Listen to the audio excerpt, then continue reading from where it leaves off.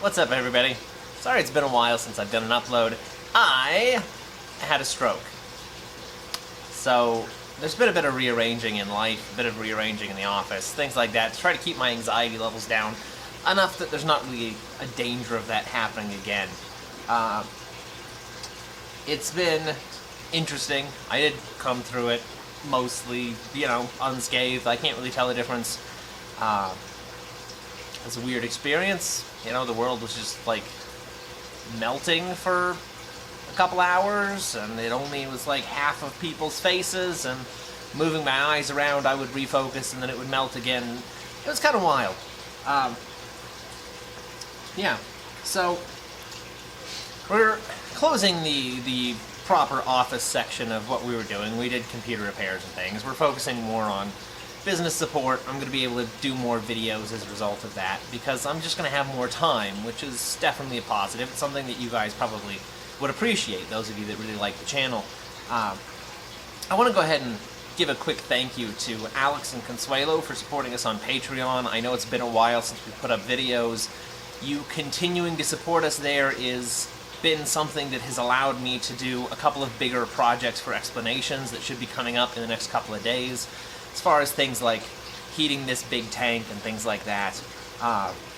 Things that, the actual project itself, obviously I'm paying for, I'm covering, it's my thing, but being able to cover extra pieces to make the explanation a little bit easier is kind of a hard thing to justify. So when you guys are donating on Patreon, that money is able to be turned around and put towards things like this refrigerator heat exchanger, which is completely useless to me. It doesn't really help me in any way, but it does help with explaining how some things work.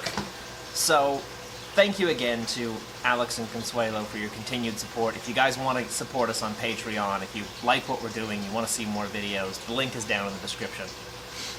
I want to go ahead and just give some general updates of some of the things that are going on, answering some of the questions that I've gotten, over the last year or so, just about various projects that I've done, various things that haven't had great updates.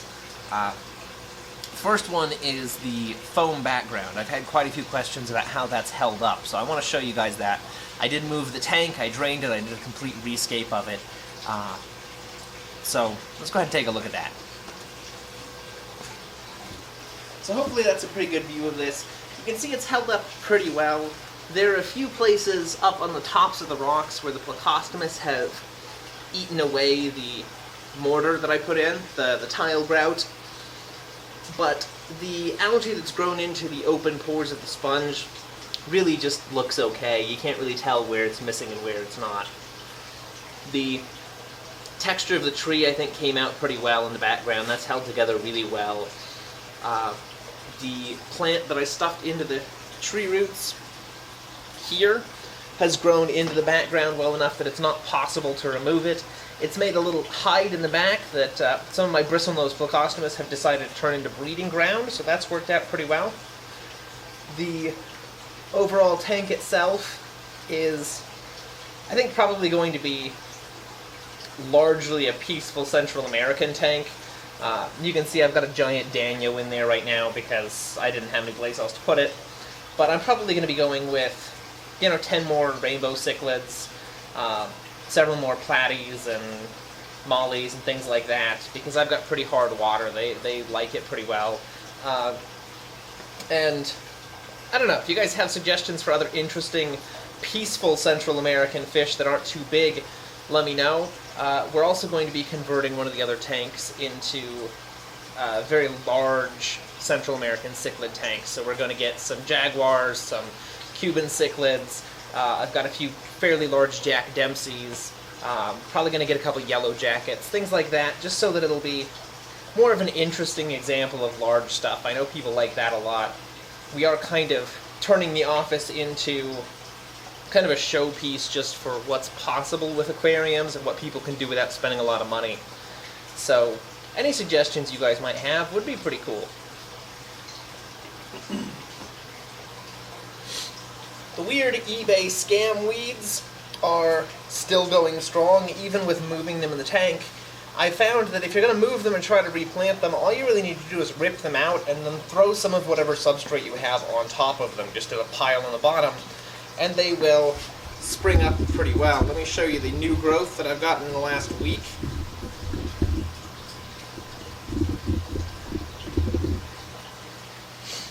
So you can see all that. That's come up in about a week. There's just a mass of the crap underneath the substrate here, and it's growing pretty well. It's taken root pretty well. That seems to be how it's been spreading in my tank prior to pulling it out, is some of the branches would fall over, and then it would just run along the ground, root, and then send up new things from that. So, you know, for those of you wondering, the stuff does last long term. They do send off little broken pieces, like this one here. And that will break off and float away, and if you take that broken piece and you plant it, you will get something that is identical to the Hygrophila polysperma that you buy from stores. It doesn't grow big. I don't know why it's different from the main stuff, it just is. I've planted it in several 10-gallon tanks, and it's exactly the same. There's a slightly different color, but there's a lot of different colors of this stuff. So I feel like that's a pretty good confirmation of my initial guess as to what it is. The 7-foot tank that was behind my desk is now just kind of a holding space for things that I don't want bacteria to die on. So all of my just spare wood and decorations and things that have live cultures on them are in here. And then I've converted it temporarily into a grow-out tank for some babies. Moved around several of the breeders a little bit. This is a single black and a blue. Well, there's a Pinoy and a double blue that are having a little bit of trouble with breeding just because they're fussy, but they've done a couple batches of eggs since I moved them, so they're settling in. I've got a blue and a Paraiba here that are terrible parents, and their eggs don't have the best survivability, but I think that's just because we've been doing some weird things with water. We had some issues with some toxic leaks from the Air Force Base, and I think that the city has been doing new drilling sites and pulling from local lakes and things like that to try to compensate, and water quality's just been kind of all over the place, and that's affected egg survivability. And here I've got some single gold marble, single stripeless, single blue gene, well, sub-adults largely.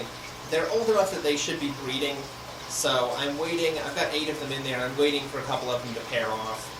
These ones are all scaleless, so they should give me some pretty good bright red, well, red-ish koi. I don't know. We'll see how that goes. You can see I've got some more of this gross garbage weed down here. The same thing. I just pulled it out, stuck it in the bottom, buried it. It's doing pretty well. The main office is being converted into some selling areas for fish, or just, you know, decoration tanks. Each of these racks will have 4 10-gallon tanks or 2 20 longs up on each row, and as we complete those, we'll be doing videos on the escaping and stuff, just because it's kind of cool. Next to that, I've got some Severums, which just laid eggs, and you can see them because they did a bad job of fertilizing them. So about 3/4 of them are white. They're still trying to take care of them. They're okay parents. Glass is a little dirty, but I don't really want to bother them while they're doing that.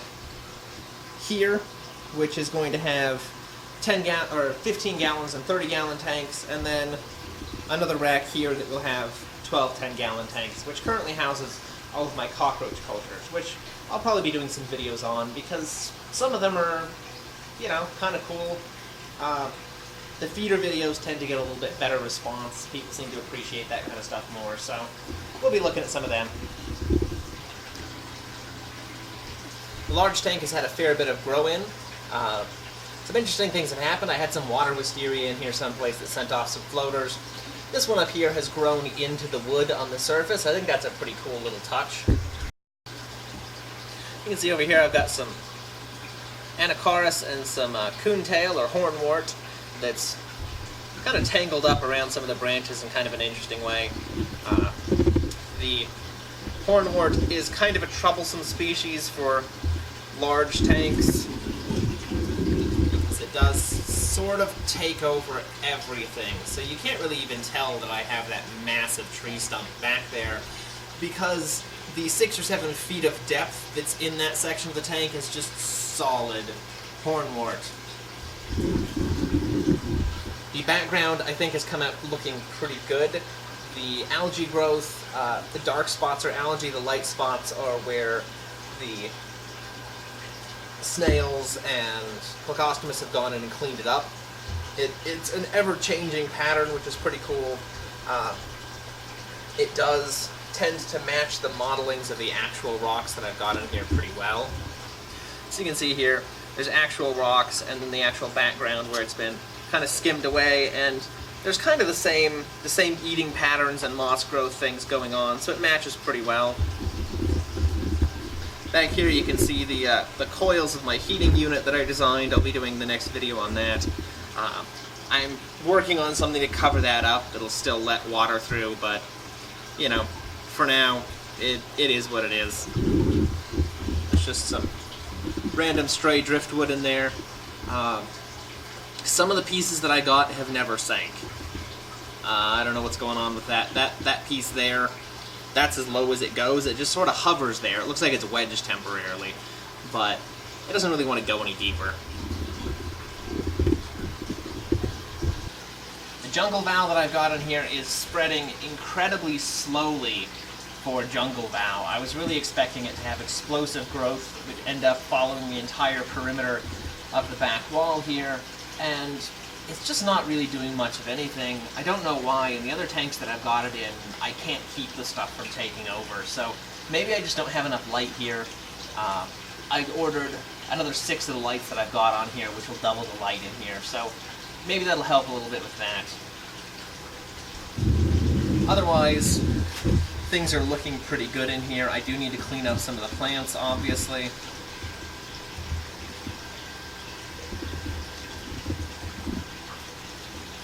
But the fish are happy. Everybody's getting along pretty well. Let's see if I can find any of the more interesting guys. There in the middle, just went through. So there's black phantom tetras. You can see there's some cardinal tetras down here. Hiding in this area in here, there's a couple of blue acara. I don't know if they're going to come out again. I've obviously got some of my angelfish. That's a big blue guy. His wife ended up permanently egg-bound. There's not really anything I can do about it, so I put them in here. I figure, you know, after breeding for a while, it's kind of a nice little retirement. Yep. And I just missed him, trying to get the other acara. There's a few acara in here. They're still pretty small. I've got some severums that are around here somewhere.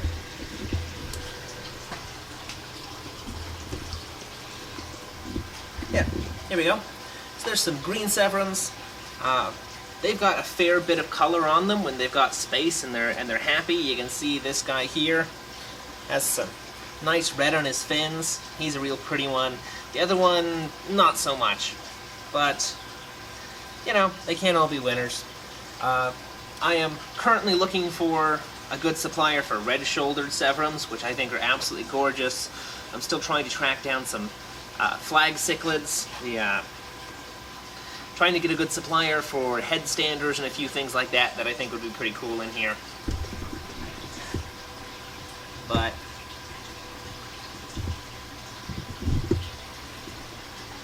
that's sort of how things stand right now.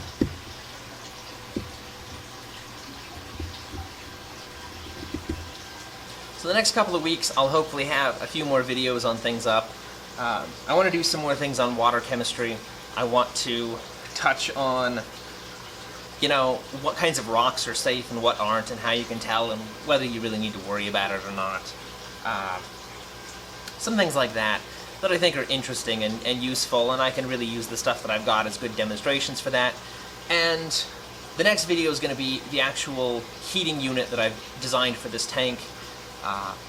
Electric heaters are about 100% efficiency, but when you've got something this big, 100% efficiency is not enough, especially if you live someplace that has any amount of cost to the electricity at all. Now, where I am, it's about 9 cents a kilowatt, but a lot of places it's 47, 50, I think some places in Australia are up to like 67 cents a kilowatt. In those places, this would be outrageous. The amount of heat that this would take, once it's up to temperature, is like 4,000 watts, and that's outrageously expensive if 100% efficiency is all you've got. So I've come up with a heat pump design that does kind of a DIY geothermal thing that I think is pretty cool. It was pretty cheap in the long run, so I'll show you how that works, kind of the foundational ideas of what a heat pump is and how it works and how you transfer heat around and why that gives you on the order of 300 to 450% efficiencies, which is way better. My heat pump that's running this uses about 2,000 watts. When it's on and it's full bore, it's about 7,500 watts of heat for 2,000 watts of power, which is really nice. Once I go through that, I'm going to start designing an actual control circuit for this. You know, people might make it with Arduinos or some of those over-the-counter control circuit things. I'm going to be taking a different approach. I'm just going to be building basically an 8-bit computer from scratch. So we're going to be going through ground level up to fully functional scientific computational computer, basically a supercharged Commodore 64 from off-the-shelf parts, not like computer cards and things, but like the actual logic circuits. That's going to be kind of a complex series of stuff. I'm probably going to do the kind of demonstrational videos here, and then I don't know if I want to put the actual how this works and why videos on here, or if I need to do a separate channel for that. Let me know what you guys think on that, if you have any interest in that at all. We'll also be doing, like I said, a bunch of take builds, and as I'm doing that, as I'm ordering things, I'm going to be doing, I think, highlight videos on the various fish that I get in, the kinds of things that I like about them, what I don't like about them, things that you should watch out for if you're somebody that keeps them. Specifically things that are compatible and aren't compatible, because a lot of people don't really care. I see a lot of pictures on Reddit of people with African cichlids in the middle of their Central American cichlid tanks, and the fact that you haven't had a problem yet doesn't mean it's a good idea. The main point of this one is just saying, we're back to doing content again. Thank you guys for sticking around with the channel this time. Thank you for all the new subscribers who have been also liking our Facebook page. That's going to make it a lot easier for us to keep in contact with you guys. If you haven't gone and liked our Facebook page and you use Facebook, if you don't absolutely hate the Zuckerbot of everything that's going on there, the link to our Facebook page is down in the description. You can go there, you can check it out. We'll be posting some pictures and some updates as we do things. So if you want more interesting stuff or more in-depth explanations for how things work, a lot of that's going to get posted there. We're still in the process of redoing the site. I'm going to be probably changing it to more of a wiki style from what it was, so that I can do calculators, general information about things. I can catalog my projects and the things that I've used in a better way than we've done on Patreon, although putting it on Patreon I think is a great way to do it. Again, you know, if you want to check it out, Patreon link's down at the bottom. The projects that we do, I'm putting out there for everybody. I'm not putting it as a subscriber-only thing, because I don't want you guys to feel like I'm hijacking that or holding it for ransom. It's a convenient place to catalog it right now, because I don't really have any place else. We should be back up to a semi-regular video production schedule pretty soon. My wife's out of college. She's going to be helping me with editing and things, which is going to take a huge load off of me. So, yeah, thanks again for sticking around, and we'll see you in the next one in a couple days.